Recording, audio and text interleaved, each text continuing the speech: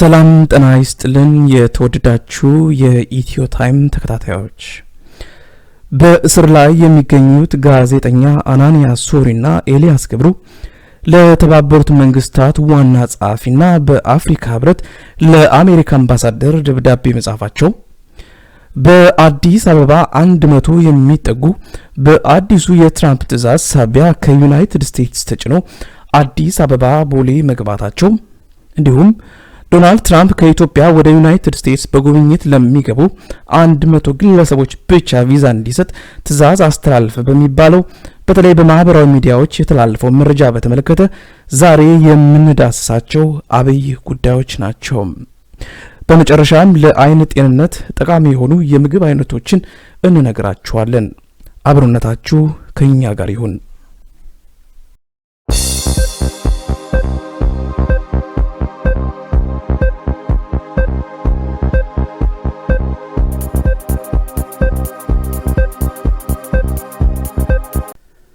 በእስር ላይ የሚገኙት ጋዜጠኛ አናንያ ሶሪና ኤልያስ ገብሩ ለተባበሩት መንግስታት ዋና ጸሐፊ አንቶኒዮ ጉተሬስና በአፍሪካ ህብረት ለአሜሪካ አምባሳደር ሱዛን ኤዲ ደብዳቤ ጽፈው አገሪቱን ከአደገኛ ሁኔታ እንዲታደጉ የጠየቁበትን ደብዳቤ ከእስር ቤት ላኩም።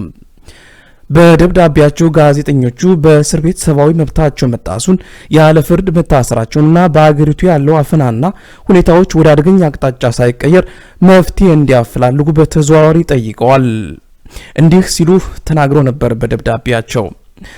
ህዳር 8 ቀን 2009 ዓ.ም ሁለታችንንም አብሮን የታሰረውን ፖለቲከኛ አቶ ዳንኤል ሽበሽን ጨምሮ በደህንነት ኃይሎች ታፍነን ስንያዝ አያያዛችን ሰብአዊ መብታችን የጠበቀ አልነበረም።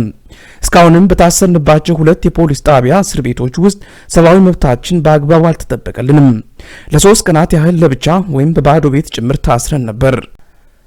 በእነዚህ ቀናት በቤተሰብ እንኳን እንድንጎበኝ አልተፈቀደልንም። አሁን የምንገኝበት እስር ቤት ከተዘዋወርን በኋላ ደግሞ የተለያዩ መብት ጥሰቶች ደርሶብናል። ለምሳሌ ያህል ተገቢውን ሕክምና በወቅቱና በአግባቡ አለማግኘት፣ መጽሐፍና ጋዜጦችን ማንበብ መከልከል፣ በጠባብ ክፍል ውስጥ ከ50 በላይ እስረኞች ጋር ከአእምሮ ህሙማን ጋር ያለ ፍትህ በፍርድ ቤት ሳንቀር መታሰር ከብዙ በጥቂቱ ይጠቀሳሉ ብለዋል። በተጨማሪም በደብዳቤዎቸው ተጠርጥረን የተያዝንበትን ምክንያት ከግንቦት 7 እና ኦነግ ጋር መረጃዎችን በኢንተርኔትና በስልክ በመለዋወጥ ህገ መንግስታዊ ስርዓቱን በኃይል ለመናድ የሚል መሆኑን መርማሪ ፖሊሳችን ገልጾልን ድርጊቱን አለመፈጸማችን ቃል ሰጠናል። ከዚህ ውጭ እስካሁን እንዲሁ በግፍ ታስሮ ከመቀመጥ ውጭ ምንም የተባልነው ነገር የለም። ከታሰርን 2 ወራት ቢያልፍም እስካሁን ድረስ ፍርድ ቤት አልቀረብንም። አክለውም በደብዳቤያቸው የአስቸኳይ ጊዜ አዋጁ ቀድሞውን በሞት አፋፍ ላይ የሚገኘውን የኢትዮጵያ ነጻ ፕሬስ ክፉኛ ያሽመደመደው ሲሆን ገዢ ኃይሉንም ወደ ጠቅላይ አምባገነናዊ ስርዓት እየከተተው ነው ብለን እናምናለን ብለዋል። የፖለቲካ ንግግርና ተግባቦት ከመቼውም በላይ አስፈላጊ በሆነበት በዚህ ወቅት ሰዎችን ማፈንና ማሰር ሀገሪቱን ወደ ውድቀት ይመራታል። ሚዲያም በዚህ ወሳኝ ወቅት ወሳኝ ሚና ሊኖረው በተገባ ነበር። ያም ባለመሆኑ ሀገራችን ይበልጥ ወደ ከፍ አደጋ ውስጥ እየገባች መሆኑ ይሰማናል ብለዋል። እንደ ኢትዮጵያዊ ዜጋም ያሳስበናል። እኛም ብንሆን የዚህ አደገኛ ሁነት ሰለባ ነን። እንዲህም ሆኖ ባገኘነው እጅግ የጠበበ መንገድም ቢሆን ተጠቅመን ነጻ ሀሳባችንን በድፍረት ከመግለጽ አልተገታንም ነበር ሲሉ በደብዳቤያቸው ገልጸዋል። አዲሱ የዩናይትድ ስቴትስ ፕሬዝዳንት ዶናልድ ትራምፕ ከ7 የእስልምና ተከታይ ሀገሮች ዜጎች ወደ ሀገሪቱ እንዳይገቡ ቀጭን ትዕዛዝ ማስተላለፋቸውን ተከትሎ 100 የሚጠጉ ከነዚህ ሀገራት የተውጣጡ ዜጎች ወደ ዩናይትድ ስቴትስ እንዳይገቡ ተከልክለው የተመለሱ በአዲስ አበባ ቦሌ ኤርፖርት ትራንዚት አካባቢ እንደሚገኙ ቢቢሲ ዘገበም። በዶናልድ ትራምፕ ቅጽበታዊ ውሳኔ ሳቢያ የተስተጓጎሉት እነዚህ ዜጎች በአንድ ሌሊት ከዩናይትድ ስቴትስ ተጭነው የመጡ እንደሆነ የኢትዮጵያ መንግስት ማረጋገጡን ቢቢሲ አክሎ ዘግቧል። ዓለምን እያነጋገረ ያሉት አወዛጋቢው ዶናልድ ትራምፕን በተመለከተ በርካታ ዘገባዎች እየወጡ ነው። እሳቸውን በተመለከተ አንዱ አነጋጋሪው ክስተት የአውስትራሊያው ጠቅላይ ሚኒስትር ጋር በስልክ እየተወያዩ ያለ ጆሮአቸው ላይ ስልክ መዝጋታቸው አንዱ ነው። የውይይቱ ርዕስ ከቀድሞ ፕሬዚዳንት ኦባማ አስተዳደር ጋር አውስትራሊያ ወደ ሀገሯ ለመግባት ከሞከሩ በፓፑዋ ጊኒና በሌሎች ደሴቶች ከሰፈሩ ስደተኞች ውስጥ የተወሰኑትን ወደ ዩናይትድ ስቴትስ ለማስፈር የደረሱትን ውል በተመለከተ ነበር። ምንም እንኳን አውስትራሊያዊ ጠቅላይ ሚኒስትር እንደተስማሙ ቢናገሩም በስልክ ያደረጉት ውይይት በአጭር መቀጨቱን በዋሽንግተን ፖስት ከተዘገበ በኋላ ጠቅላይ ሚኒስትሩ እንደሚሉት ሳይሆን ስምምነቱን ገና እንደሚያጠኑት ትራምፕ ተናግረዋል። ይህን ተከትሎም የአውስትራሊያው ጠቅላይ ሚኒስትር የውይይቱ ሚስጥር በጋድ መነገሩ ያሳፍራቸውም ያስቆጣቸውም ይመስላል። እናም በሚስጥር ያካሄዱት ውይይት በአደባባይ መውጣቱ እንዳሳዘናቸው ለሀገሪቱ አንድ የራዲዮ ጣቢያ ተናግረዋል። ዓለም በዶናልድ ትራምፕ ጸረ ስደተኛና እስልምና ተግባር እየተነጋገረ ባለበት ወቅት እገዳ ከተጣለባቸው ሀገራት መካከል አንዷ የሆነችው ኢራን የሚሳኤል ሙከራ አድርጋ ነበር። ዶናልድ ትራምፕም እንደተለመደው በትዊተር ኢራን አይናችን ውስጥ ነሽ ተጠንቀቂ አይነት መልእክት አስተላልፈዋል። ከልዕለ ኃያሏ ዩናይትድ ስቴትስ ሳንወጣ በአንድ ዓመት ለ100 ጎብኚ ኢትዮጵያን ብቻ የጉብኝት ቪዛ እንዲሰጥ ዶናልድ ትራምፕ ትዕዛዝ ሰጡ የሚል መረጃ በማህበራዊ ሚዲያዎች ዛሬ እየተሰራጨ ይገኛል። እኛም እንደናንተው ተመልክተን ጉዳዩን በቻልን መጠን ለማጣራት ሞክረናል። እንዲህ ያሉ ትኩረትን የሚስቡ ጉዳዮች በተለይ በዚህ በሳይበሩ ዓለም መሰራጨት የተለመደ ጉዳይ ነው። እናም መጀመሪያ መረጃው ከየት ነው የተሰራጨው የሚለውን ስንመለከት USA-television.com ከተሰኘ ድህረ ገጽ ነው። መረጃው እውነት ቢሆን ኖሮ ለምን በአንጻሩ ተአማኒ ከሆኑ ከሌሎች ሚዲያዎች አልሰማንም? እንደ CNN፣ BBC እና የመሳሰሉ ዕውቅ ሚዲያዎች ስለ ጉዳዩ አልዘገቡም። በመንግስት ደረጃም ከስቴት ዲፓርትመንት የተሰጠ መግለጫ አልነበረም። ሌሎች ሀገራት ላይ እንዲህ ያለ አይነት መረጃ አሰራጭቶ ይሆን ብለን ጎግል ላይ ስንመለከት ኬንያ እንዲሁም ሌሎች ሀገራት ላይ ተመሳሳይ የኮታ እገዳ እንደተጣለባቸው የሚገልጹ ተአማኒነት የጎደላቸው ድረገጾች ዘግበውታል።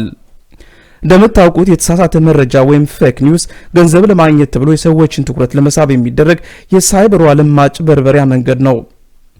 ለምሳሌ ኢትዮጵያ ላይ እገዳ እንደተጣለ የሚገልጸውን ዌብሳይት ወይም ድረገጽ ተአማኒነት ስካም ቼክ ላይ ብትመለከቱ ድረገጹ አጠራጣሪ ወይም እምነት የሚጣልበት አለመሆኑን ማወቅ ትችላላችሁ። ስለዚህ በእኛ አመለካከት ይህ መረጃ ከእውነት የራቀ ነው። እናም የጉብኝት ቪዛ ለማመልከት ያቀዳችሁ የሀገራችን ሰዎች ካላችሁ አትረበሹ። ሌላ አዲስ ነገር ካልተፈጠረ በስተቀር ከወትሮ የተለየ ነገር የለም። ከዚህ በተቃራኒው በኢሚግሬሽን ቪዛ ማለትም ቤተሰብ ለመቀላቀልና የመሳሰሉት ናቸው ለ4 ወራት የተቋረጡት። በዚህ አጋጣሚ ኢትዮጵያ ላይ ትኩረታችሁን ያደረጋችሁ ሚዲያዎች፣ የማህበራዊ ድረገጾች የተገኘውን መረጃ ዝም ብሎ መልቀቅ ሳይሆን በተወሰነ ደረጃ እውነተኛነቱን ማጣራት አስፈላጊ ነው ብለን እናምናለን። ኃላፊነቱ የሚዲያ ብቻ ሳይሆን አድማጩም እንዲሁም አንባቢውም በድረገጽ በተለይ በኢንተርኔት ማንኛውም መረጃ ሊወጣ ይችላል። ስለዚህ የተባለውን መረጃ ሁሉ እንዳለ መውሰድ ሳይሆን የተወሰነ ማብላላት እንዲሁም ማገናዘብ አስፈላጊ ነው። በተለይ እንደዚህ ኢንተርኔት ላይ የሚወጡ መረጃዎችን የምትጠራጠሩ ሲሆን ስካም ቼክ ዌብሳይቶች አሉ። ሙሉ በሙሉ እነዚህ ስካም ቼከሮቹ ስለ እውነተኛነቱ ማረጋገጫ ባይሆንም አትሊስት የተወሰነ መረጃ ሊሰጥ ይችላል ማለት ነው። በመጨረሻም ለአይን ጤንነት የሚጠቅሙ የምግብ አይነቶችን እንንገራችሁ። ካሮት። በካሮት ውስጥ የሚገኘው ከፍተኛ የቪታሚን ኤ ክምችት ለአይን ጤንነት ወሳኝ ሚና ይጫወታል። ጎመን። በጎመን ውስጥ የአይናችን የሰውነት ክፍል እንዳያረጅ የሚከላከል ንጥረ ነገር ይገኛል። እንቁላልም ልክ እንደ ጎመን አይናችን ውስጥ የሚገኙ የጅማት ክፍሎችን የማደስ አቅም ያለው ንጥረ ነገር ይገኛል። የቫይታሚን ሲ ምንጭ የሆኑ እንደ ብርቱካንና የመሳሰሉ ፍራፍሬዎችን መመገብ። ለውዝ ውስጥ የሚገኘው ቪታሚን ኢ የአይን ውስጥ ጅማቶችን እንዳያረጅ ይረዳል። አሳ ረቲና በተሰኘው የአይን ክፍል ውስጥ የሚገኘውን የፋቲ አሲድ መጠን በመጨመር የአይን ድርቀትን ይከላከላል። ስለ አብሮነታችሁ እናመሰግናለን። ቆየት ባለ በቴዎድሮስ ታደሰ ዜማ እንሰነባበት። ሰብስክራይብ ማድረግም አትዘንጉም። ሰላም።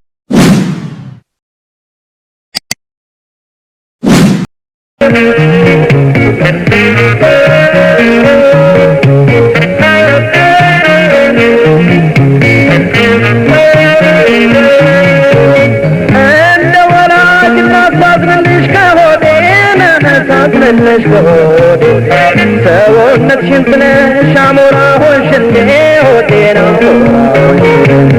መውደዴ ማፍቅሬም ነበር ከአድማስ አድማስ ሆዴ ነበር ከአድማስ አድማስ ቃል እንደ በረዶ ሳይና ሳይንፋስ ሆዴ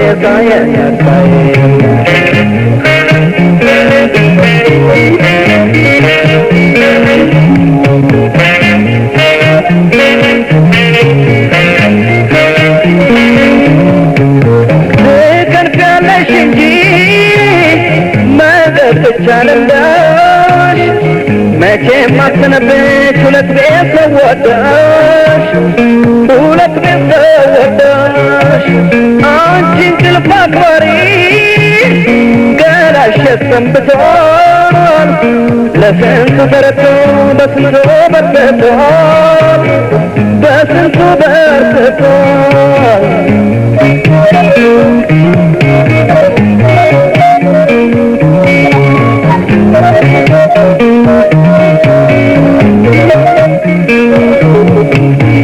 ይከንክነኝ እንጂ ስትቋቋም ስትብም ስትበድል ነገር ካልሰሞት መቼም አይቆጭም ደበቅበቅ እያረግሽ የነፍስሽን ሰራርተሽ ብትመጭም ያላየሁት ነገር መቼም አይቆጭም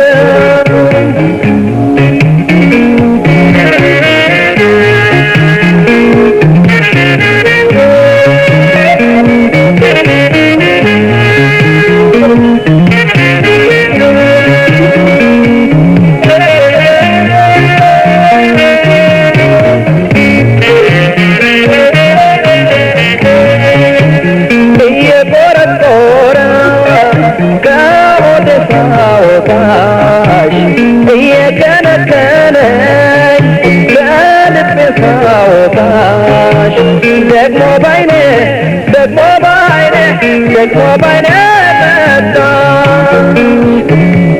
ወይ ለብሰብላ አንዱንም አታወጣሽ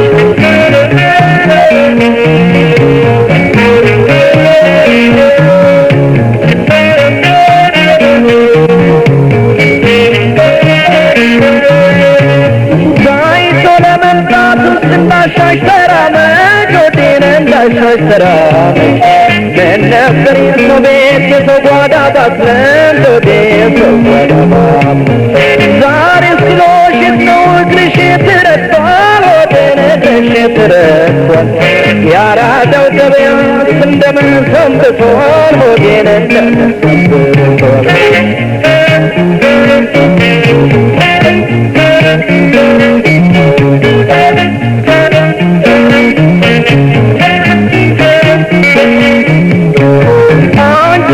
አክባሪ ገላሽ ሰንብቷል ለስንት ተረቶ በስንቱ በርትቷል በስንቱ በርትቷል ከጡት ከደረትሽ ብዬ ቅስም ቅስም ከቆመው ትንሽ ነኝ ከሞተው ባላስብ ከሞተው ባላስብ